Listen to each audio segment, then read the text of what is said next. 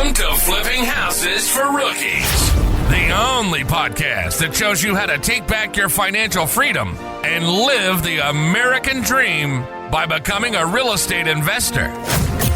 Without the banks, without the big wigs, and without the realtor's nonsense. This isn't about selling you coaching or some get-rich-quick scheme. It's about opening your eyes to the possibilities so you can make real chunks of dough, buy your life back, and become a free American. With over 400 episodes aired, we're delivering everything you need to know to find deals, talk to sellers, structure deals, and win big. It's time to take action, change your mindset, and claim what's yours. Real estate is the key to your freedom, and we're here to show you the way. Subscribe now and catch our latest episodes on YouTube at Flipping Houses for Rookies, because your financial freedom starts today. Now, here are your hosts, Bill and Pete.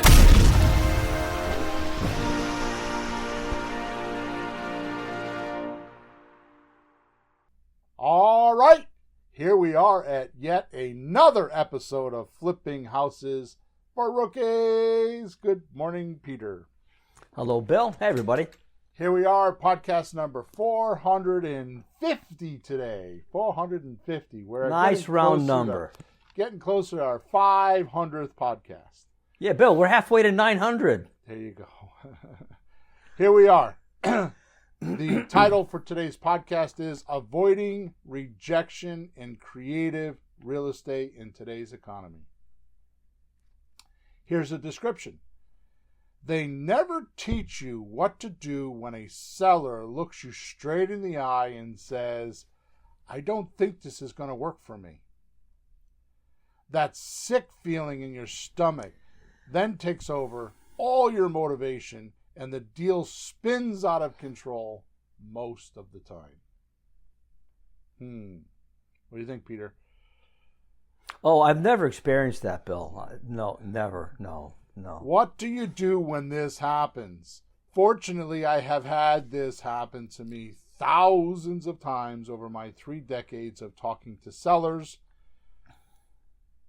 The trick is to turn the deal around at this point and put it back on track. And I don't mean today I will teach you how to be clever with sellers. Today's episode is all about shifting your philosophy of talking to sellers to completely change your approach to listening to sellers. And once you hear today's talk, you too will be able to transform conversation-ending objections into deal-making opportunities. But I warn you, this may be too simple for you, and the beauty of this approach is it requires zero manipulation and zero uncomfortable closing techniques that piss people off. Listen now before you get another deal-killing objection. What do you think, Peter?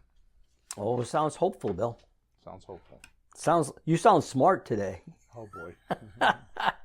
Oh, no. Yeah. Don't put me on that pedestal. All right, so we're going to do a little bit of housekeeping first. So the only thing I'd have to say is wherever you're watching us or listening to us, please like us and subscribe to us so you know when we're on the air. We record every Thursday morning at 9:30 a.m. The podcast hits the platforms on Monday. So if you want to join our conversation and ask questions, you can go to any either Facebook, LinkedIn, or YouTube and just type in Creative REI Replay or Flipping Houses for Rookies, and you will find us. Okay, and also in the description, I put a link to our new newsletter. The newsletter link is creativerealestatedealology.com/subscribe. So it's the if you want to go get our free newsletter, which is a weekly newsletter that comes out every Saturday morning, that I will be talking about creative real estate and creative real estate strategies and deal structuring and all that kind of stuff. weekly in a newsletter, and it's for free. You can find that at creativerealestatetheology.com/subscribe. Okay? So that's the end of my housekeeping today. And here we go, Peter. Are you ready? Ready. The house is clean. All right. All right. Just to be clear, I will not be talking about some magical deal closing method or a magical type of framework to use and close millions of dollars for real estate. This is not a trick. This is not manipulation. This is not a way for you to say something to a seller and all of a sudden they get hypnotized and they do what you want. This is not how this works. There are much other basic things that we need to talk about, but if you're here for that because you're like looking to trick someone or you think that you're not saying the right words or something, I've never been able to teach anybody that because it's not how it really works. Yeah. Right? Yep. I've done this for years, maybe a couple of decades. I mean, at least 3 that I know of. And the fruit of my labor couldn't buy me lunch and a tank of gas. And what I'm talking about is trying to teach other people how to do this with the words, the right sentences. I've written scripts. I've done role playing. I've developed AI bots that you can go practice my scripts on. I've done all this craziness, right? That's right, you did. And I can't. Is there a light behind me, like a beam of light? Can you see that, or is it just me? No, I do. It's not. I didn't notice it until you brought it up, though. Yeah. It's not. It's okay. Yeah. So what I'm saying is developing scripts and drilling and grilling people on those scripts and trying to get them to memorize them and do this and do that. That whole concept that I've done for a couple of decades couldn't buy me lunch or a tank of gas right now. It just people have come and gone, and they get frustrated, and and I'm not sure. Well, I am sure as of today, but I'm not sure, why people inject their own ideas on something that's proven, right? All right, so you might think it's odd that I would even admit this in public, huh? Most people like me wouldn't admit something that. What do you think about that, Peter? Well, it's the truth. I mean, people are experiencing what you're going to say one way or the other and not understanding what's happening. I'm on the other side always with you, trying to put all the pieces together and see what the best way to do things. So it's real. Right. Well, truth be known, I'm tired of watching good people trying real hard to do deals and lose out on killer deals just because a couple basics are not being applied. Right? They get all the way to the end. There's so many sayings. When I was writing the podcast, it's like, should I put this? Should I put that? One of the biggest things that I know is, like, your success is on the other side of the fear. So if your fear is 5 feet away from you, then your success is 5 feet 1 inch away from you. Yep. Right. So there's always the story about the guy that was in the early 1800s that had a machine digging for gold, and he, that whole story, and he was up there for years, and he went bankrupt trying to find the gold, digging, and he went down into the city, and he went into a bar and he sold everything for like a dime on a dollar, right? And the new guy didn't dig anything for like, a month or two, and he just went and did his research. He hired some guy to look for the veins in the ground, and they moved the machine that he was digging like one direction, like 6 inches, and struck gold and made millions. It's like that's what most people are like. It's a whole parable that is in a lot of books. So, all right. So some of the stuff I'm going to cover today, you might think but are you doing it? That's another thing, right? getting actual results. Mm. Right? I'm on 3 different coaching groups, and I hear people say things, but when I ask them, are they doing them? Right? Oh. It's kind of like being on a diet, right?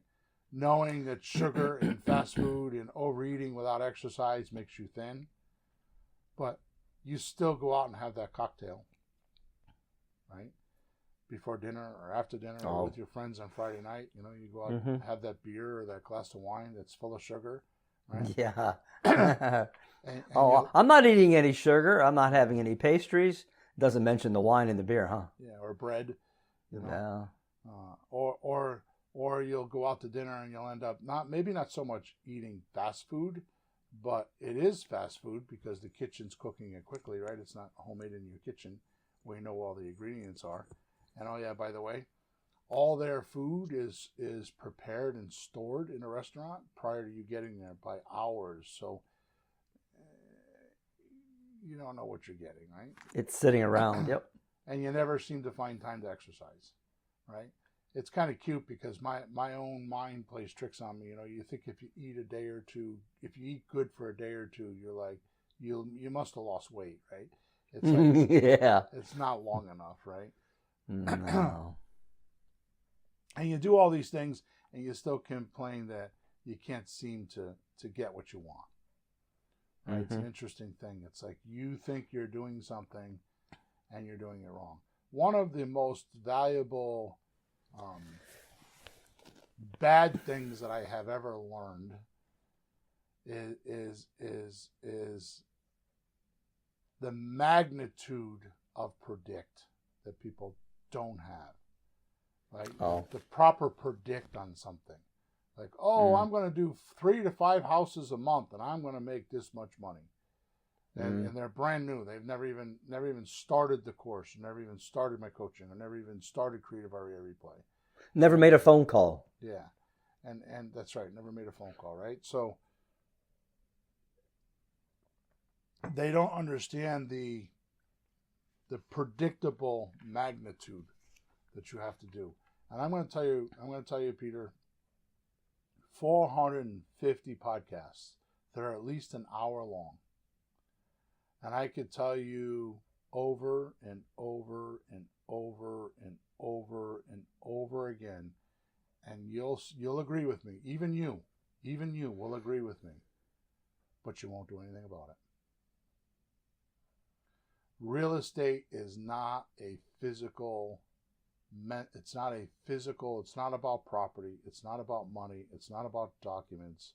It's about you and your philosophy. Creative real estate is made successful between your 2 ears. And some people buy into that philosophy and drink the Kool-Aid. Drink the Kool-Aid and eat the cookies and just blindly go into it and just do what they're told, and they are highly successful. And then other people inject their own ideas and what they think and how they do it, and they're trying to remember everything, and all these tricks they think they need to know, and it's really not that way. It's just very, very simple. And I hope by the end of today's podcast you'll be able to see how simple it could actually be, because real estate, creative real estate, is that thing that some gurus talk about in books and on videos and on tapes, that you could just make money out of thin air. It's like you could just reach up into the air and you could pull it back, and you can have as much or as little as you want. And I know that that's not a believable thing, especially for you right now, because we've been going through some stuff and it's just not happening. Right? We're not getting as many deals as we want, right? Right. And the beauty of it is this whole concept of creative real estate is you don't have to be a smooth talker like most think I am. Most think that I do very well. Go, oh, he's a salesman. He's a smooth talker. He's got slick back hair, and all that kind of shit. I've heard it all, right? And you don't need deep pockets or even manipulation. You don't need zero. You need zero pressure tactics. You don't need to pressure anybody. How many calls have you been on with me, Peter, that I pressured somebody? Not zero. Yeah, exactly. right? I mean, you can't force somebody to sell their house to you. How do you do that? Right. Here's the pen. Sign the paper. Well, you can do that. You can do that. You can actually do that. I know people that do that. But guess what? Their fall-off rate from signing contracts to closing is tremendous. Mm-hmm. And the lawsuits. Well, they don't have lawsuits because they end up just backing out and a wheeze away. That's when you start getting ghosted. If you're getting ghosted a lot, that means you're trying to shove a deal down somebody's throat. It's all about you, not about them. Mm-hmm. You're on the wrong side of the table. Mm. Right? If you have too many people ghosting you, then you're not going to do what I'm going to talk about today. And I got to tell you, Peter, I've been trying to teach this for 10 years, and I actually nailed it. It took me all day to write this podcast. Wow. All day to write this podcast because I wanted to get it right. And it was probably one of the most valuable things I sorted out in my own mind on how I could teach this to you guys. And it's simple. It ended up being simple. Wow. And I'm telling you, I worked at this. So this podcast is just the beginning. This will probably end up being a book at one point on how to negotiate creative real estate deals. Right? Sounds crazy. So anyways, you have 0 uncomfortable closing techniques that you have to use. That most listeners feel they need to employ, which makes most sellers feel like they need a shower after they leave, right? When you're done. It's like, I mean, I've had coaching clients that were slicker. They made me feel squirmish. Ooh. Yeah, they were just, and what makes a salesperson slimy is the question. And the question is that they're acting. Right. They're pretending to be your friend, and it's too zealous. It's too much. It's not a natural thing. It's not how you met your spouse or how you have a relationship with your children or your parents or your friends. Mm. It's too obvious. It's too overdone, right? And they agree to everything. Right? There's no resistance, and there's no sharing ideas, and there's no, it just feels fake, right? And you don't need to do that. You don't need to be somebody's friend to buy their house. You don't need to do that. You don't need to build rapport to buy somebody's house, right?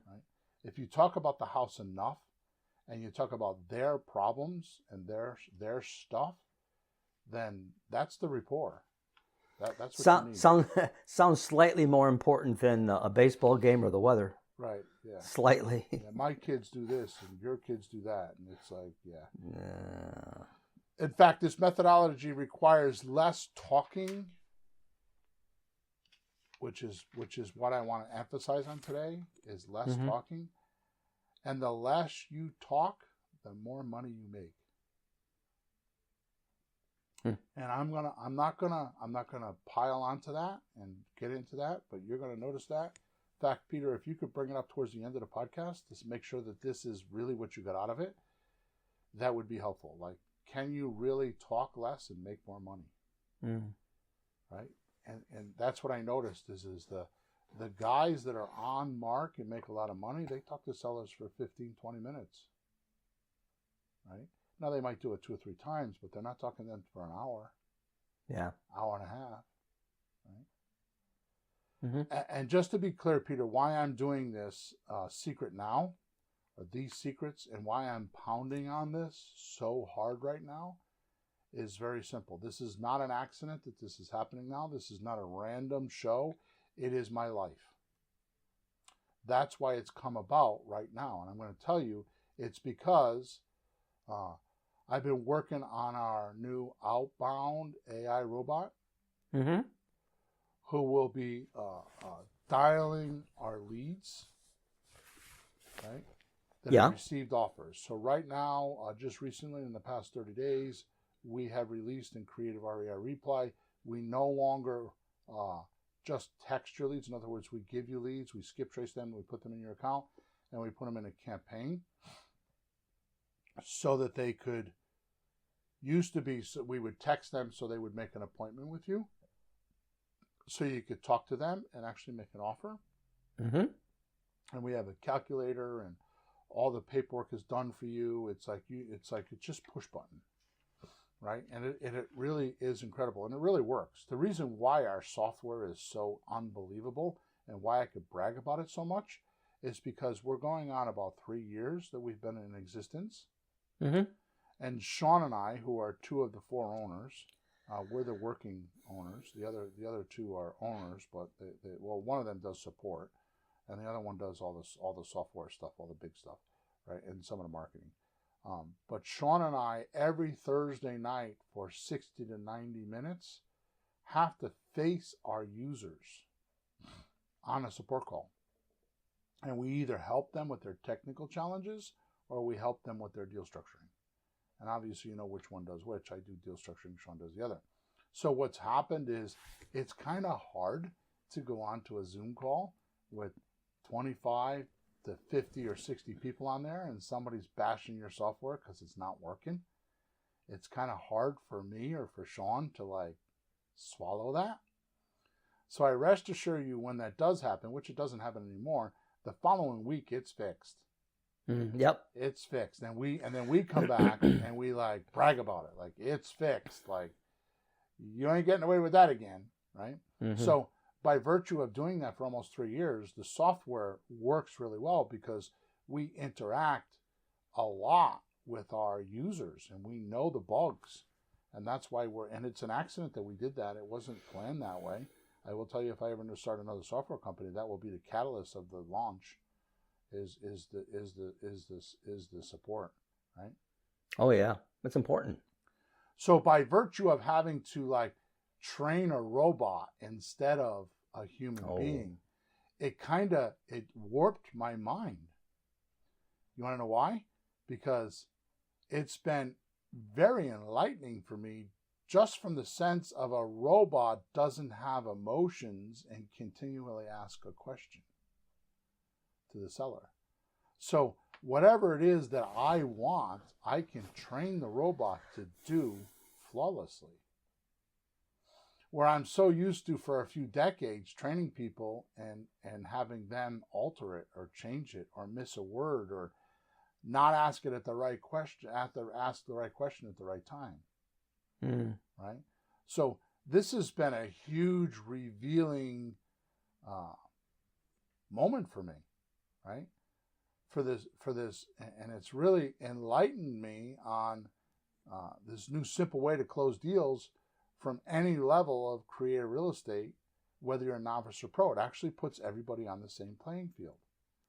I mean, imagine this: we give you leads for as low as, I think, 16 cents a lead, right? We put leads in your system, and we don't charge you to use our software. We just charge you for the leads. Mm-hmm. And we give you all the software and all the coaching and the calculators and everything as a bonus for buying leads from us, right? Mm-hmm. And it's incredible because we get these leads that people rave about. We got hundreds of testimonials of people talking about our leads and how good they are and how many deals they've made because of it, right? And we put a lead in your account, and now we take that lead and we go get a comparable, all behind the scenes. You don't even know this happening. We get a comparable for the property address. We get all the statistics, you know, the bedrooms and baths and square footage, so you don't do any of that. The computer does it all. And then it puts it into our deal calculator, and it generates an offer based on the numbers. And it generates this offer and then takes a picture of it and texts it to the person as a picture, as if I took a picture of my grandson and sent it to my wife. So there's no downloading, there's no weirdness on the receiving end of the text. You just open it and there's our offer. And now, within a short period of time, we're going to have a robot say, I'm Bill's agent and I'm calling because, you know, we sent you a text with an offer and we haven't heard from you. Like, can we talk? Or, you know, we'll have a whole script of how that works. And if the person gets on the phone with them, the robot's going to go over the actual offer because it has all the numbers, and it's going to put notes inside of the file so you can see them, and then make an appointment for you to close them. Like, who's doing that? But I'm telling you, it's not so simple because somebody like me has to make these scripts. Mm-hmm. And I mean, Sean and David have to deal with the technical stuff, which is hard enough, but it's like, it really spun me in my tracks. Oh, I'm sure. Right? So, my first point that I'd like to make today is I want to ask my listeners today this question. Actually, 4 questions, right? Mm-hmm. 1, are you clear about what you're doing when you talk to a seller? And I'll guarantee you that 90-something% will say no. Right? So are you clear about what you're doing when talking to a seller? Like, do you have that bullseye? Is it clear in your head what you're supposed to get on every call? Mm. And 2, do you struggle to get your way in life? Just in general, not even with real estate. Like, are you clear in life what you're doing? Right? I'm in the middle of reading a couple books right now. One of them is by Matheson. Matheson wrote the book. The first book I read of his, I think his first name is Michael. And actually, I think it's out of print because I had to buy it from a used bookstore, and I paid $40 or $50 for the book. But he's the guy that wrote Ready, Fire, Aim. Right. Right? Yeah. He's a good author, right? So this was one of his early editions, and he talks a lot about there, like how the Confessions of a Millionaire, I think it's what it's called. Uh-huh. And it's 430 or 20 or 25 secrets. And the whole first part of the book is nothing more than just goal setting and execution. And I got to tell you, I've read a lot about that stuff. In fact, I find it very boring and mundane. But man, he's nailing it. I'm going to start doing it. I have started doing it. Yeah, it's just incredible. Wow. It's incredible. But my point is that if you don't have a bullseye, then how do you know where you're going, right? Yeah, yeah. And then the second question is do you struggle getting your way in life? Are you getting what you want in life? Right? And the third question is do you have disdain or contempt for this thing called selling or being a salesperson? Ooh.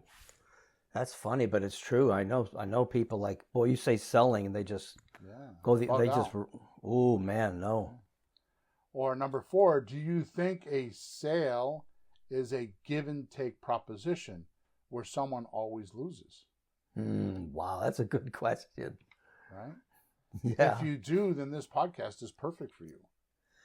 Yeah, I mean, there's a lot of that going on right now. Like, there's this whole mentality, you know, if someone has money, he must have gotten it from you, and he stole it from you. If you don't have money, somebody took it. Right. Or like, there's like, it's all oppositional instead of like, can we work together? It's just so stupid to me.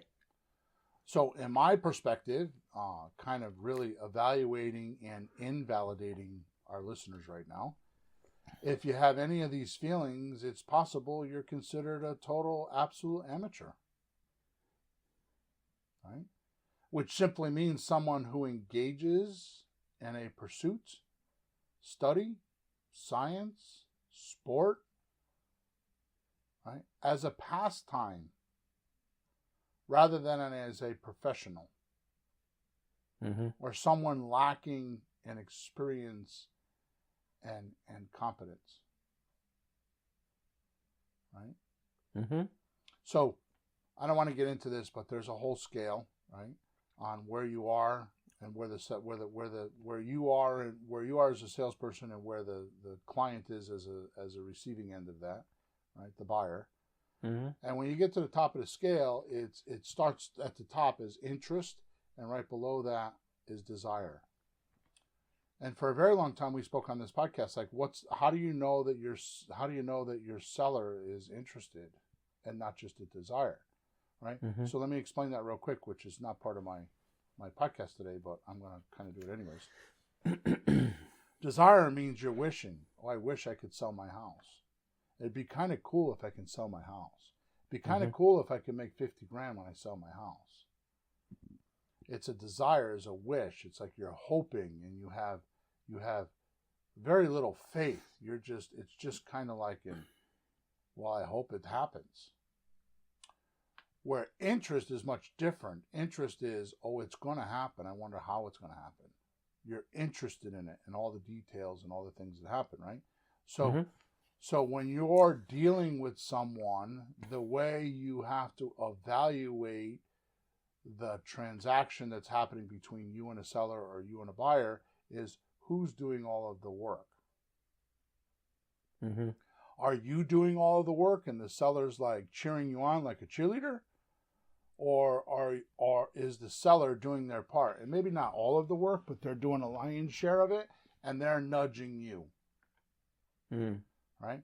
And that's how you know whether somebody's good or somebody's bad. So somebody's wishing or hoping that it could happen, they're at effect of the deal, and that's where they want to be. They're parked at effect. When they're at interest and they're participating, they're at cause. They're making it happen. Right? So when you're in transactions, you have to take a look at that, like who's doing all the work, and why is that? Sure. Right? And that's an indicator. We call it a tell, like in poker, right? It's a tell. You know, you blink your eye or you scratch your ear when you have a good hand, right? It's a tell. It's an obvious thing that you do at that point, right? So all this stems from your commitment and dedication, right? Plus endurance to figure things out, right? I mean, when I take on a coaching client, one of the things that I'm looking for is how much horsepower do they have? How much bandwidth do they have? By the way, bandwidth is how much time in your life are you putting aside to do this, right? Like I'm in the middle of reading a book right now, and I don't do this very often, but this book is so important to me that I actually got it on Audible, and I sit at my desk with everything turned off, with my door shut, and I actually read along. I listen to Audible, and I read along in the book, and I make sure I don't have any misunderstoods or make sure I got the concepts, and I'm studying it. I'm not just reading it. I'm not just absorbing the data. I'm actually making it my own, because it's that type of a book for me, right? It'll change my life and your lives. And this is, and the reason why I say that, and I keep diverting today, is I don't go to Barnes & Noble and buy books. In fact, I don't even go to Amazon to buy books anymore. The only way that I read a book these days is while I'm reading a book, the author mentions another book. And I've just kind of like really gotten deep into some stuff I can't find anymore. Sometimes I have to go to eBay, or I got to go on Amazon used bookstores, and I got to look for it in used because they're out of print, but they're just amazing books, right? So, anyways, fortunately from you, I figured out what's holding you back, and can help you figure that out today. Wow. I'm being arrogant, but I'm telling you, after my 32 minutes of kind of babbling here, I'm going to get down to business, right? So here's my unsolicited evaluation of why you are not making deals and not making enough deals, or making enough deals. Okay. First, we need to change your philosophy on what's the most important and basic thing you need to do with a seller. Right? So what's the purpose of being on the call? What is the bullseye for every seller? Right? So questions are a key way we can peel back the onion and find out what's really going on with the seller. Right? It finds out their real problems, and then build their vision of those problems. And we've learned through these podcasts that vision makes decision. Right? But that's not really true. Whoa. It is true, but it's too steep of a gradient. Oh. You do it, but you don't do it till later on. So we're missing some of the basics. Okay. So here is why this is a slippery slope to be on. And I'm reading it because it took me all day to write this podcast. And I've carefully written it so that it could be clearly understood. Right? Not that I'm smarter than it, but sometimes I have messy data in my head. Like I got shit bouncing around and I need to like two-dimensionally write it out. Right? Sure. And figure it out, right? So here's why this is a slippery slope to be on. Some questions provoke only yes or no answers. Right? They're not interrogative. Right? Or lead to questions that need some explaining or a longer answer. Is your house for sale? Yes. Exactly. Wow. Right. Yeah. It's like when you talk to kids. How are you? Good. Yeah. What's your name? Johnny. How old are you? 5. So let me emphasize your point because I didn't think of that. Talking to a teenager. Oh God. Kids, I'm sorry. I should have said teenager. Yeah, because that's more explanative, right? No, like, wait, Bill. Teenagers have one answer, and then they become millennials. It's like, I'm good. Yeah. Sorry, millennials. Emma breaks my balls about that now because it's like, Em, you want a drink? I'm good. What does that mean?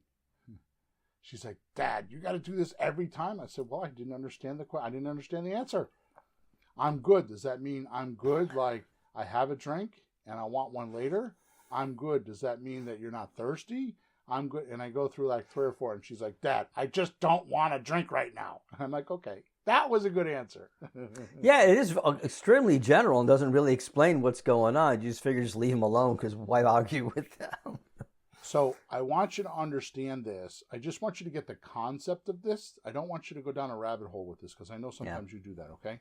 So you want to ask questions that don't get a yes or no. Here's how you do that. And you might want to write this down, but here's how you do that.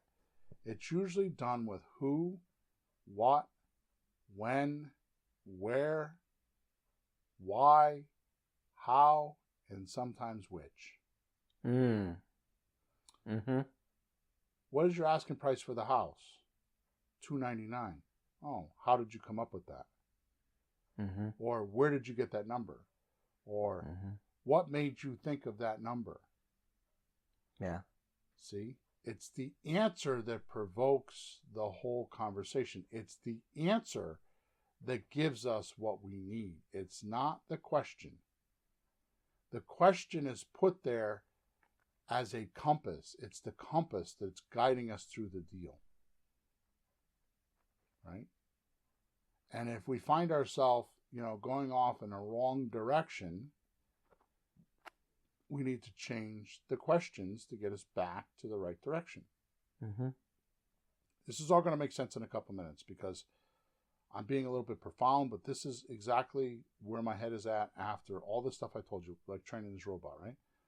Okay, now for a revolutionary shakeup that most people do not do.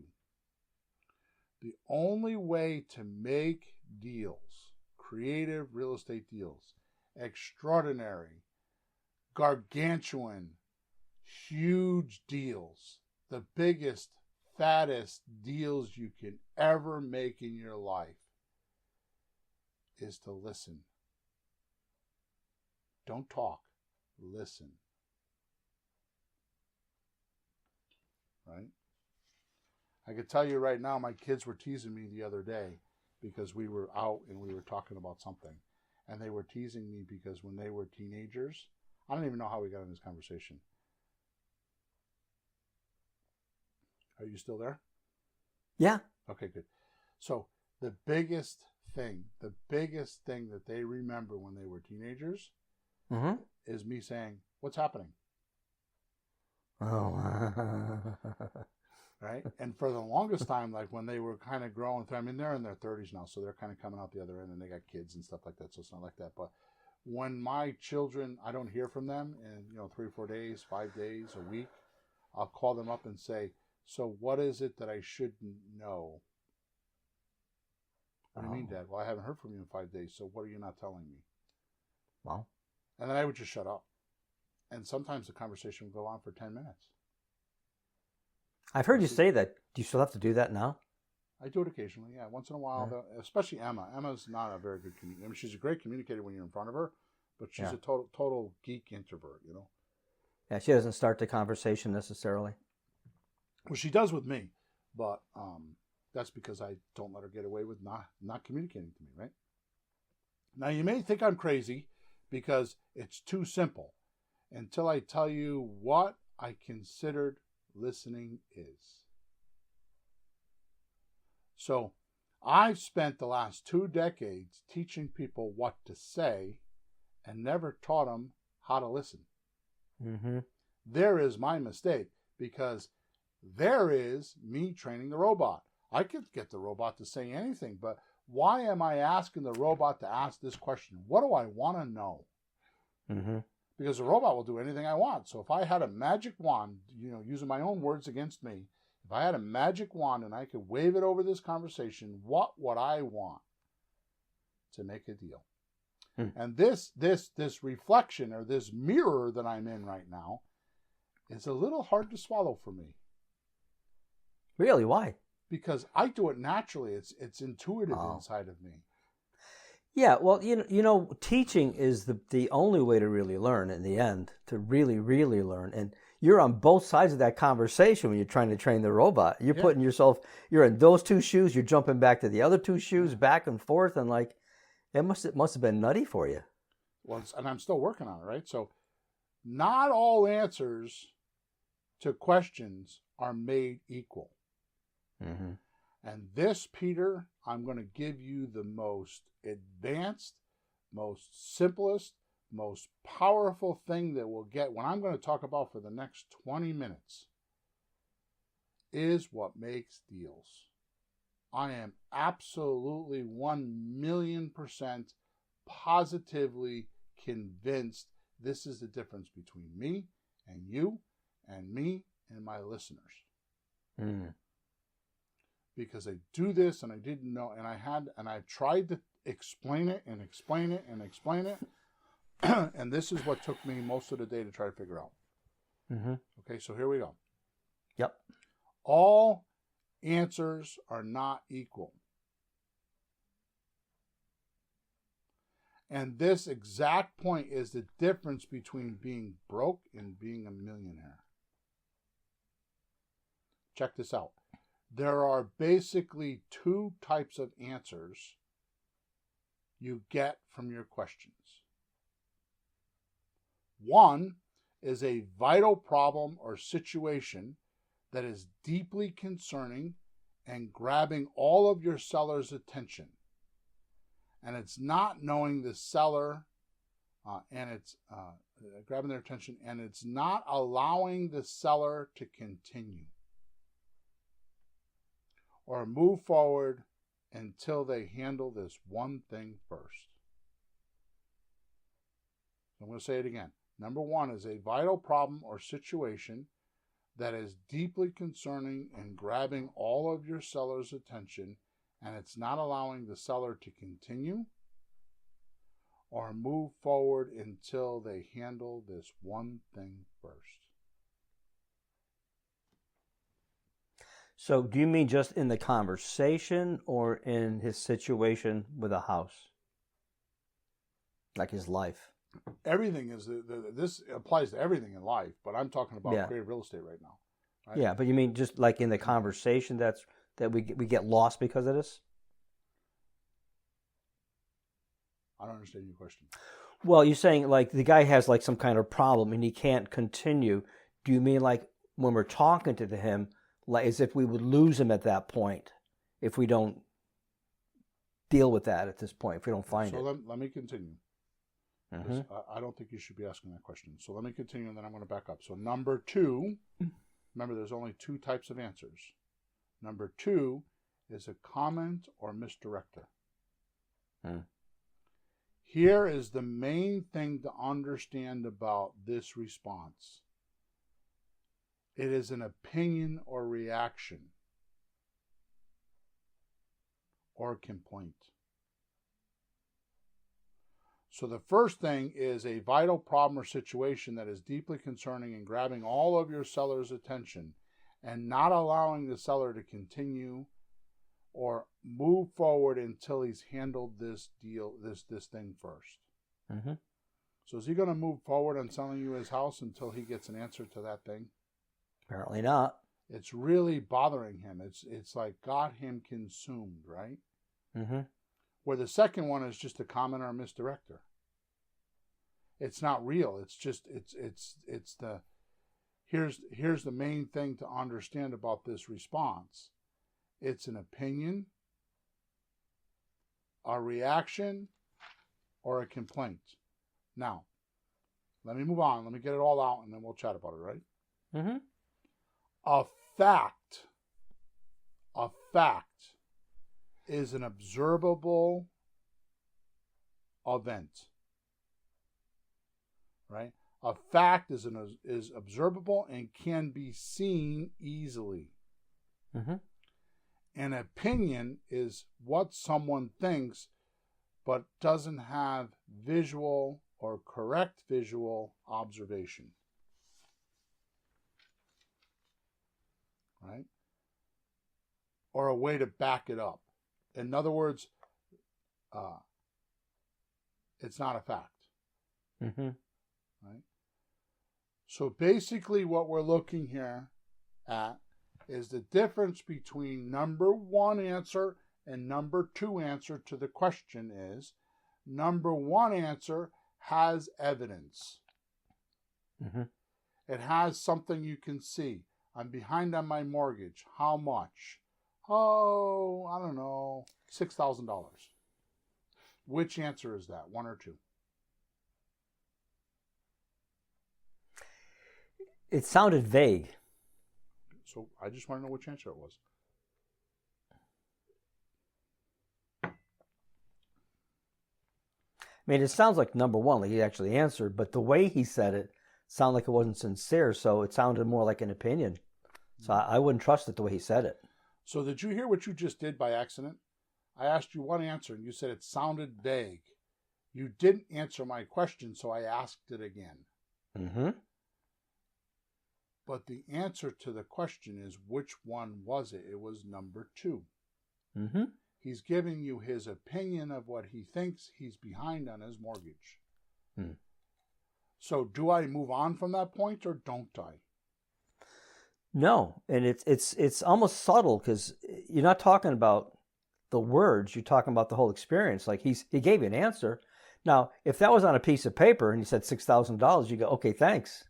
But you heard him say, you go, well, wait a minute. Okay, so let me do it again. So if I said to him, and I'm saying him is just mankind in general. I don't mean, I'm not, like.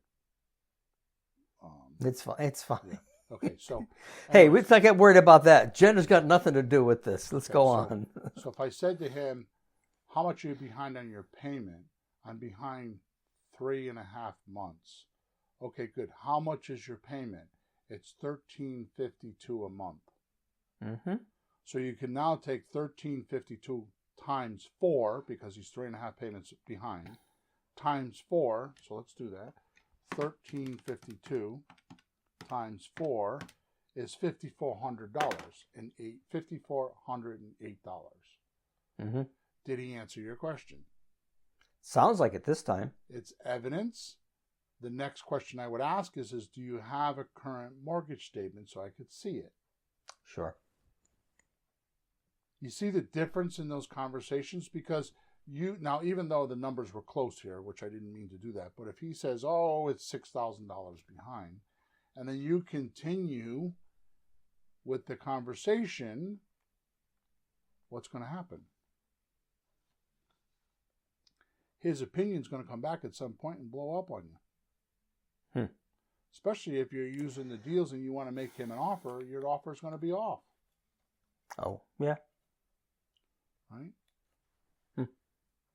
So number 2 is a statement or a remark or a complaint about something.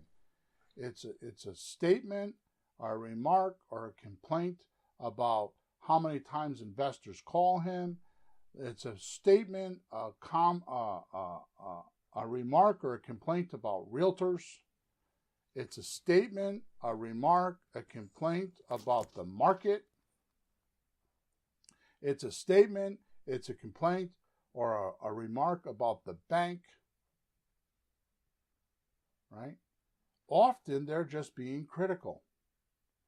You know what I'm getting from what you're saying? None of that stuff actually has anything to do with the deal in front of you. The market, the bank, well, fine. The realtor, fine. Thank you very much. Exactly. Let's just get back. What about this deal right in front of us? Exactly. You're looking Right? for evidence because just like a detective on a crime scene, you're looking for evidence because otherwise you might prosecute the wrong person.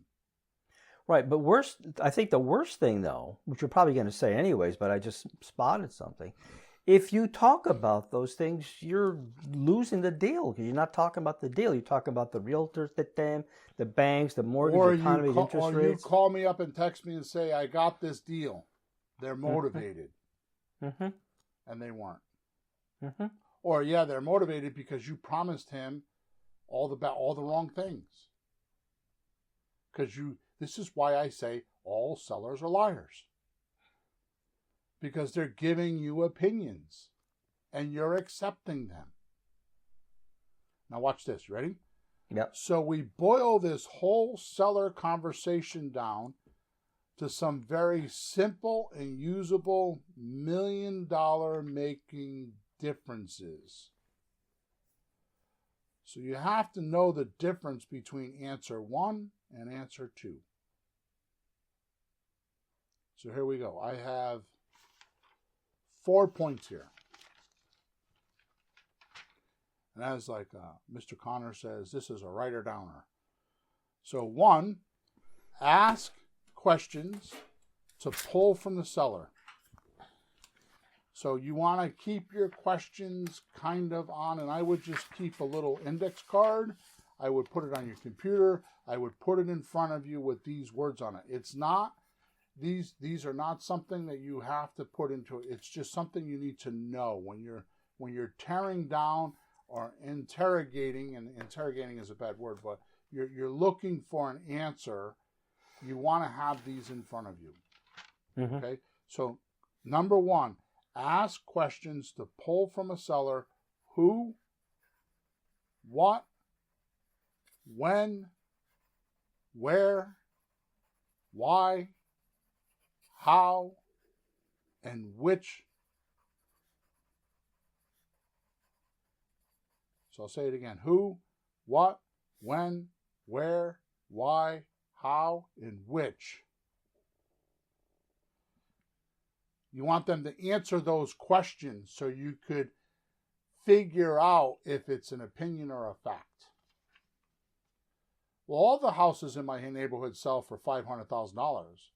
That's a generality. It sounds like an answer. Well, how did you come up with $500,000? Well, all the houses in my neighborhood sell for $500,000. The neighborhood is worth $500,000.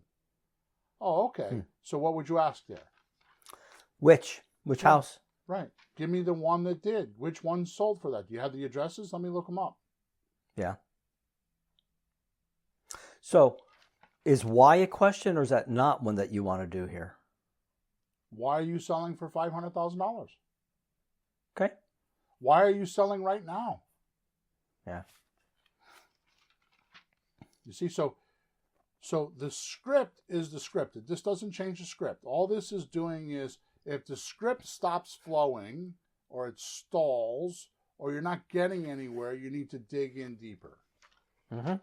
So number 2, when a seller answers you, you must only accept factual answers. Factual type answers. Answers that have evidence to back up their answer. And this is probably the most vital part that we don't do. Mm-hmm. Well, I want to sell by June 15th. Why? Because my granddaughter is going to graduate from high school and I want her to stay until then. Mm-hmm. Are you going to change that? No. Mm-hmm. Here's another one. I want to sell by June 15th. How come? Well, because I think I'm gonna have a new house to buy by then. Ah. Hmm. I think. I plan on having my new house purchased by then. Okay. Here's another one. We're in probate with my mother, and I think it'll be over by then, and I want to move in the house. Hmm. Sounds like a good answer, doesn't it? Yeah, but it keeps saying I think and maybe by I hope. Okay, so let's say the probate. Okay, so so that now that's a trigger point. This is a deal trigger. I was talking about this in podcast number 459, right? 449, right? Mm-hmm. This is a deal trigger. Okay, so have you filed probate? Yes. Where did you file it? Oh, in this city. Okay, so can I go there and see where you guys have gone through the file? Have you done this? Have you done that? Have you done this? Hmm. You see the difference? Because I didn't get a factual, with evidence response. Mm-hmm. It's not fine. It's not pinpointed. Yep. Number 3, if the answer is not a fact, can't be proven or can't see any evidence, it's an opinion. And you should acknowledge the seller so they know so they know you received their answer. Mm-hmm. You understood it. You can't just acknowledge them and they don't feel like they've been understood, because somebody that talks too much doesn't feel like they're being understood, so they keep talking so they feel like they're understood, right? Yeah. Yep. So you would say something like, I understand, or I'm tracking with you, or just plain old, I got it. Mm. That makes sense. I could see how that would be. Any one of those acknowledges. So they're giving you an opinion. You could say, I could see how that would be. Right? So let's give you a little example here. So I want to be out by June 5th. I want the deal to be done by June 15th. Right. Okay. So the reason why do you want to be out by June 15th? Well, because we're in probate with my mother, and I want to live in her house, and I think we'll be done by then, and I'll be able to move in. Mm. I understand that. See, I acknowledge her. I understand that. That makes sense. Yeah. Yeah. Next question is, what happens if it doesn't happen? Exactly. Right? Or you could just say, okay, so when do you want to be out by? June 15th. But what happens if that doesn't, what you know what I mean? So it just, my point is that you just hit a deal trigger. Mm-hmm. That's the situation that they're trying to solve. So when I told you, let me see here. Let me go back to my notes. Number 1 is a vital problem or situation that is deeply concerning and grabbing all of your seller's attention and is not allowing the seller to continue or move forward until they handle this one thing first. So if you say let's close tomorrow, what are they going to do? Right. You need to handle that June 15th objection. It's a real, actual thing. Sure. And there's more than just one of these in a deal then, isn't there? It's not just you handle one thing and everything is fine. There's a number of tripwires then. It could be that way. Mm-hmm. So here's what happens. So we're on number 3. If the answer is not a fact, can't be proven, doesn't have evidence, it's an opinion, and you should acknowledge the seller so they know that you received their answer and understand it. Like, I understand, I'm tracking with you, or just I got it, makes sense to me. Any one of those.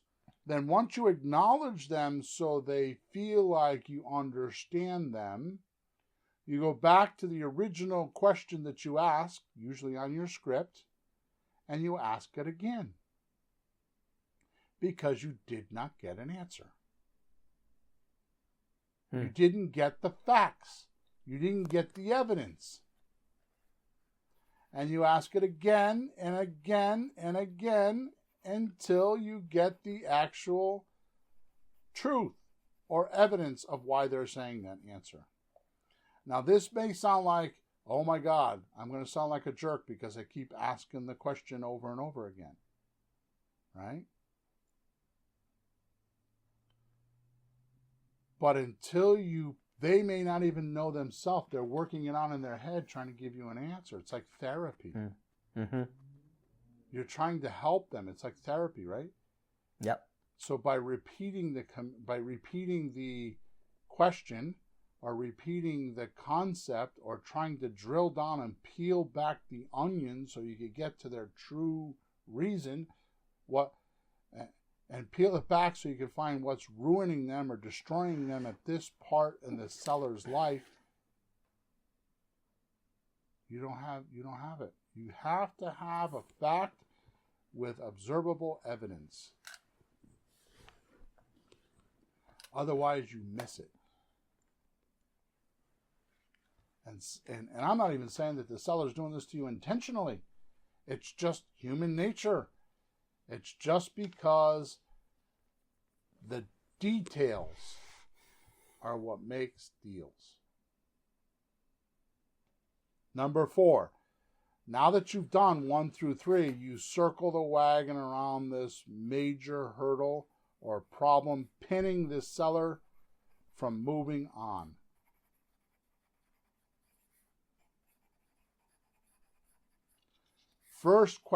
Second question we ask. Let's go through the script. First question is, do you have the time to talk about 123 Main Street? Yes, I do.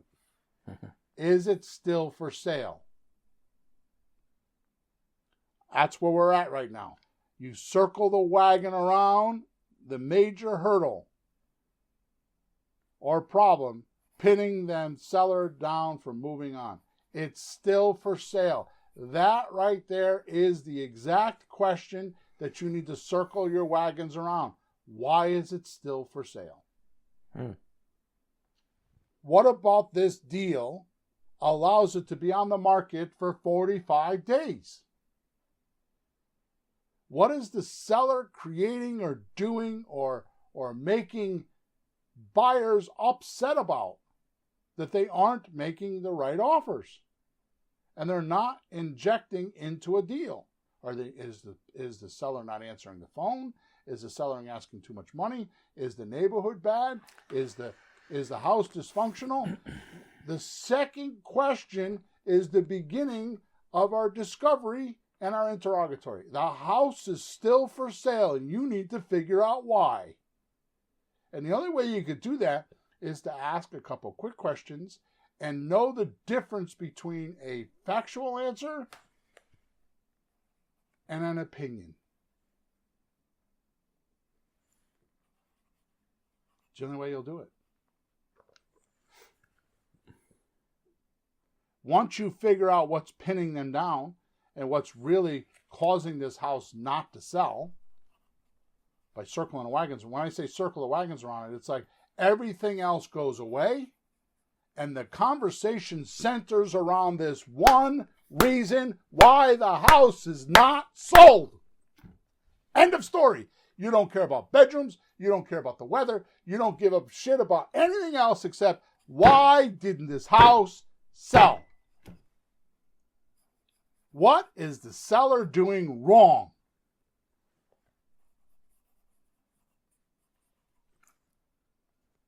And then you go into help mode by talking about your proposal that could help them solve those issues that they're running into. Because they have them. The house is still for sale. Why? My agent. The neighborhood. No open houses. They say that the garage is out of zoning. blah, blah, blah, blah, blah. You have been summoned to this deal to fix that problem. End of story. But it's a factual problem because I went to the zoning board and I looked at the zoning charts and I noticed that it was 3 feet off their property and into somebody else's property. And they can't sell this deal because 3 feet of the garage is in the property and the realtor's telling them to tear down the garage. Instead of going to planning and zoning and get a special meeting and getting a encumbrance, I'm not going to get into that, but getting the zoning so that it could allow the neighbor to let you keep their garage there. The neighbor allows you to keep the garage there. Realtor can't do that. Now I'm giving an extravagant reason why they can't sell. But the second or third question, how long have you been selling a house for? Now you go into your who, what, where, when, why, how, which. Mm-hmm. Mm-hmm. What have you been doing to try to sell a house? It starts right there. That's why the question's there.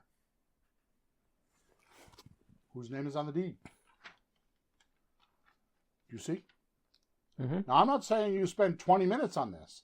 I'm just saying that's a deal trigger right there. Is the house still for sale? Yes. Now, how long have you had it on the market? 4 days. Then in that case, you're like, you move on. In fact, anything below 30 days is no attention. But if it's over 30 days, you start asking questions. Have you gotten any offers? What happened with those offers? This is what I do in my mind when I'm talking to people, which to me seems so simple. And it's taken me a decade to give you this podcast and articulate what I'm thinking when I'm talking to a seller, because I've had so many people say, "What are you thinking when you're talking to a seller?" And I tried to answer that question dozens of times. And it's a severe lag on my answer, but here's my answer. You go into help mode by talking about your proposal, which should be a way that is more valuable than money to your seller. I could fix that zoning problem. You can. Yeah, I could fix that probate problem. You can. Yep. I could get you the 20 grand you need for the down payment on your next house. You can. It's not about the money. It's your value to help them get unstuck and move on. This is like, let's go back to 1920 with a Model A Ford in the middle of a storm, right? Yeah. And they're in the backwoods and they're driving from one house to another house because the mother and father were working in the country store and they got to get home to the kids. And they're driving down the road and all of a sudden they can't drive anymore because a big tree fell in the middle of this dirt road. And they can't move anymore. And then you come along because you're from the 2000s. You say, "Hey, man, I got a chainsaw. Give me a second." And you cut a hole in the log and you let their Model A Ford go through. That's what you're doing.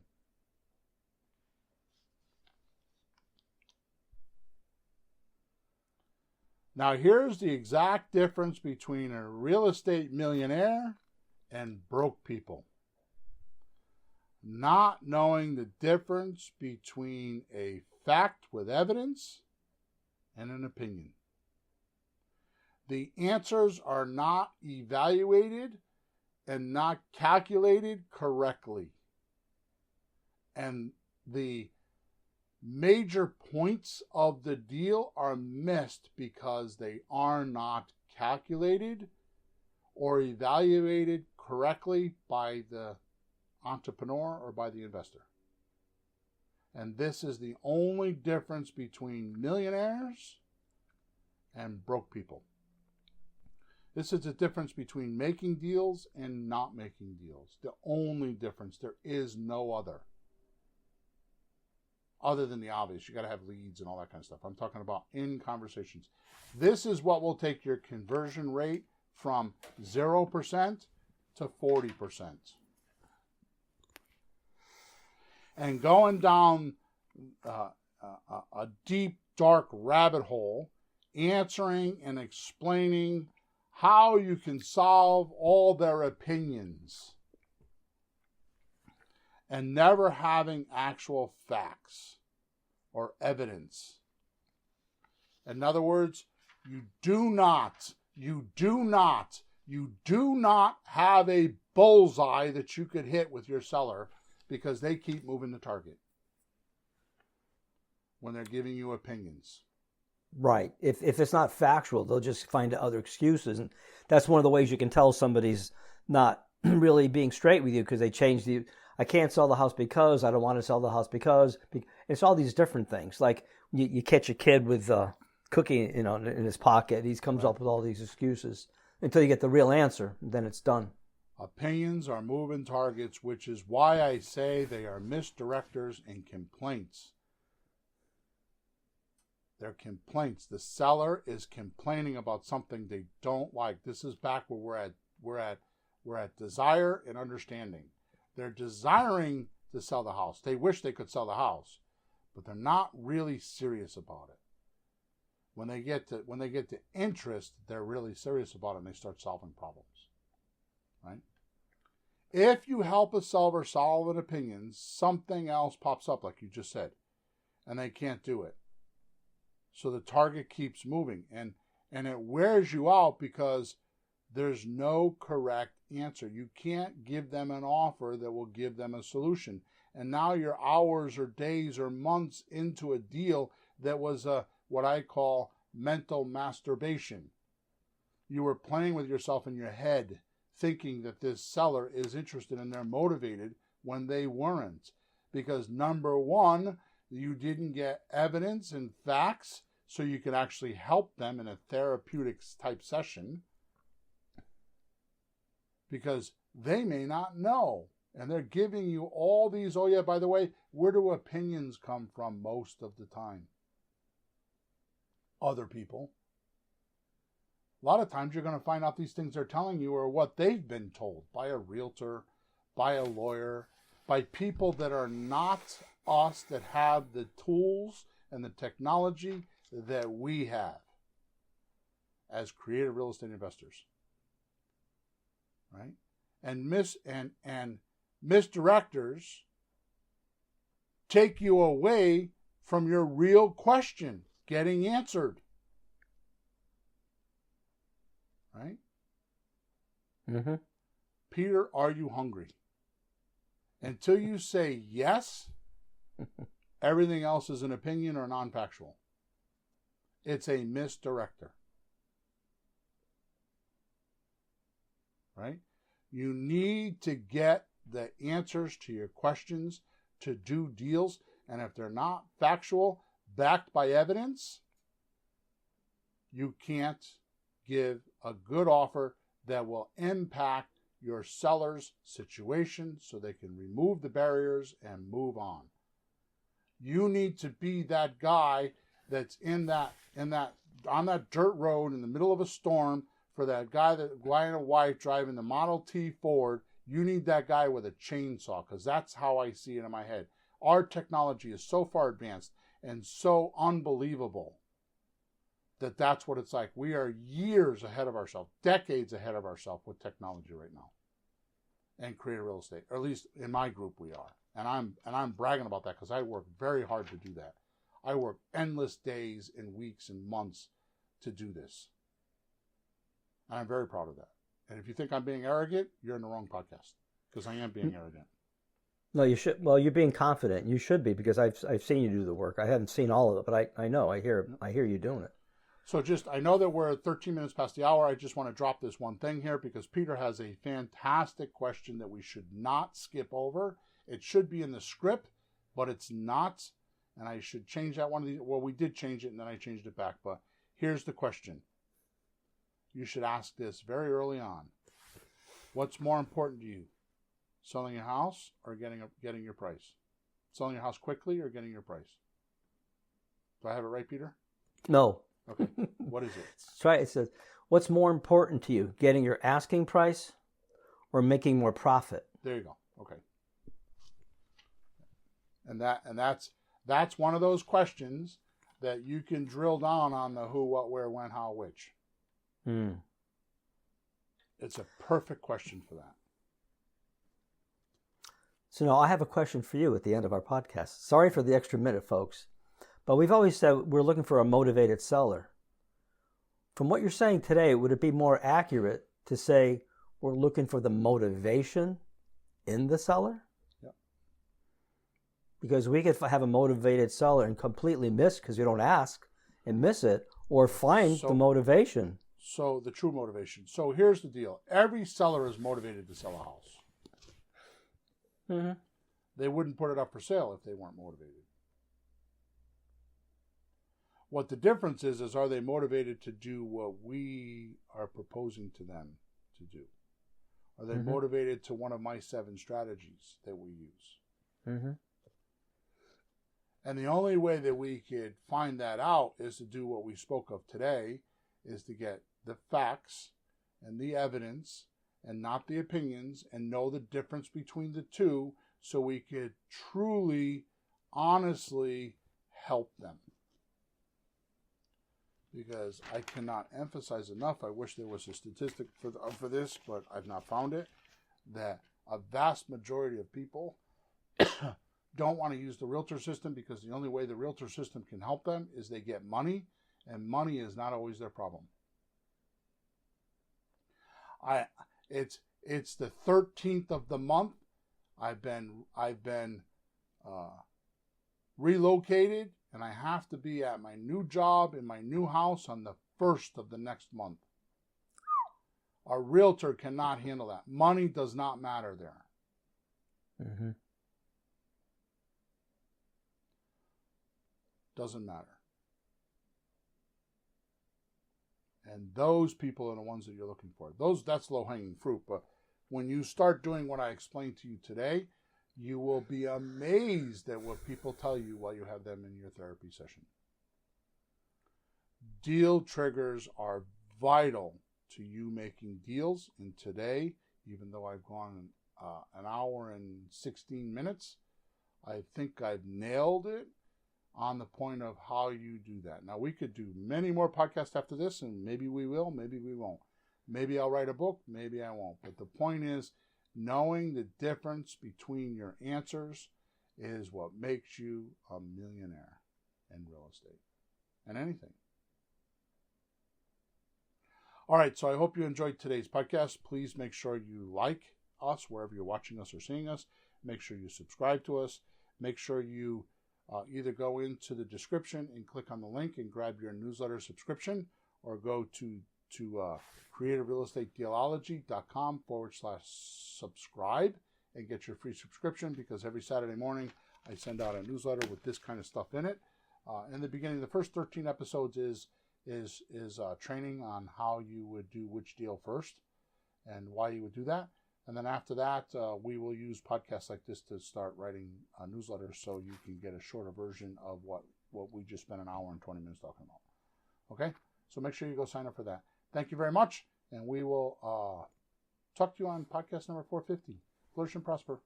Have a good week. This has been Flipping Houses for Rookies. The American Dream. What is it? It's called financial freedom, and with real estate, you'll have it. Without the banks, without the bigwigs, and without the realtors' nonsense. Bill and Pete are 2 real estate investors with 30 years plus of experience, hundreds of deals under their belts, and a mission to change the way you think about creative real estate. Do be sure to like, rate, and review the show. And after that, hit up our YouTube channel at Flipping Houses for Rookies/streams. We'll be back soon, and see you then on Flipping Houses for Rookies.